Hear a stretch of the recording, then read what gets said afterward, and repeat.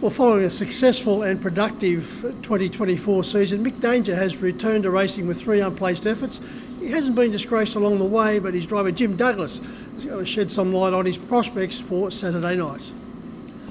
Well, Jimmy, good to catch up with you. Mick Danger, 3 runs back from a spell. He hasn't been disgraced in those efforts, finishing close up on each occasion.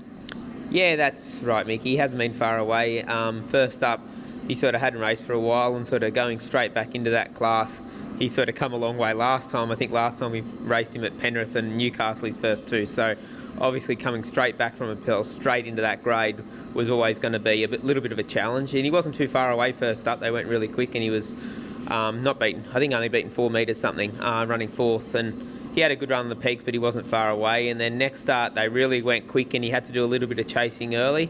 And it told, but again, he wasn't beaten that far. And last start, he just got too far back when they went pretty slow. So he hasn't been too far away and he's been good. And we've actually been quite happy with his 3 runs. So hoping he missed last week. So hopefully he sort of continues to get better through this campaign. I suppose after the last season, 27 starts for 7 wins and 8 placings, we're expecting him just to hit the ground running. Yeah, that's right. And I'm sure he will. Like, he hasn't been disgraced. He probably did have a little bit of luck last season, in races. He also made his own luck. He was going good enough. But in sort of straight back into this grade, he needed probably something to go his way, and it probably hasn't so far. But we expect him to be stronger and better as he gets used to racing in this tough grade at Menangle. Sort of back from that little bit of a break. He's working really good at home and he's very bright and happy. So, like I said, we expect him to keep getting better. And gate 2 is a plus. Absolutely. No one can complain about gate 2. So it's only a mile. He did win most of his race over 2300 last year, but he has also won over a mile and he has gone 150 as well. So he can do it. It's just a matter of getting the right run with him. He won't be too far away at all. Will that be a sit, Jimmy? Because 2 of your main threats, No Heartthrob and Ravishing Sloy, have also drawn nicely. Yeah, absolutely. And hopefully, there's a bit of speed on and hopefully we can just be not too far off them at the top of the straight. And he's got that finishing burst if he doesn't have to do too much work in the run, as we know. So it's a perfect draw to sort of assess options early and see what we do. But he has got a little bit gate speed.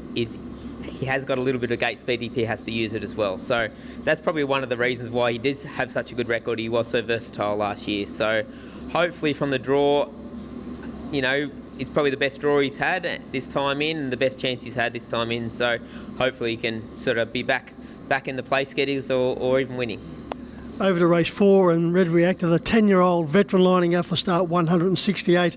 A bad draw out in gate 10, but you would usually drive him quietly anyway.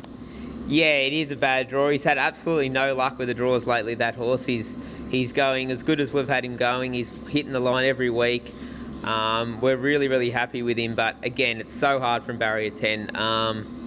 Yes, we do drive him with cover, but when you're drawing 10, you're a long way off them driving them with cover. Whereas, if you draw sort of the middle of the line, you can lob a good spot sometimes. So over 2300, hopefully there's a little bit of speed on and we can get a toe into the race some stage up the back straight or into the race the last lap. And again, if he's not too far off him at the top of the straight, he's been hitting the line great. So he won't be too far away again. Yeah, that was exactly the case last time out, Jim. Beaten 9.6 metres, running second to Sahara Sirocco, which also came from a rearward roll. One thing about this field, Jim, any one of the 10 could win. Yeah, absolutely. They're good open races. Generally, they're up to 80s, especially that second division when they run it. So that's probably, he just needs that bit of speed on early. 2300, his record's probably not quite as good over 2300, but his last start over 2300 a couple of starts ago when he ran 4th was actually really good. So if he does get a toe into it, there's no reason why he can't finish over the top, but he just does need that little bit of luck from the draw.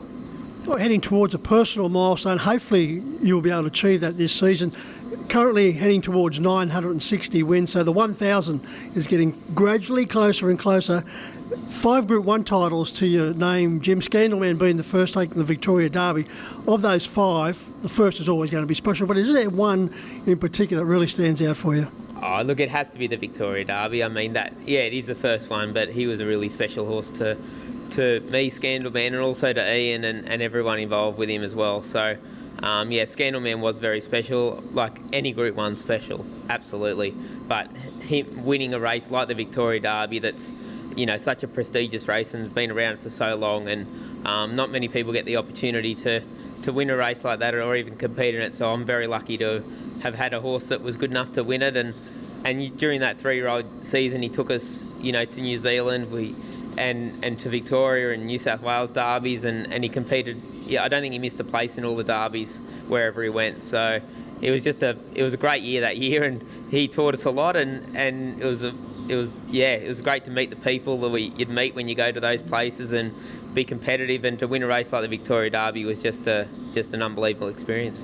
She's all apples, Pelosi, and on 2 occasions, 2 Group 1 titles with Expensive Ego. Yeah, that was great.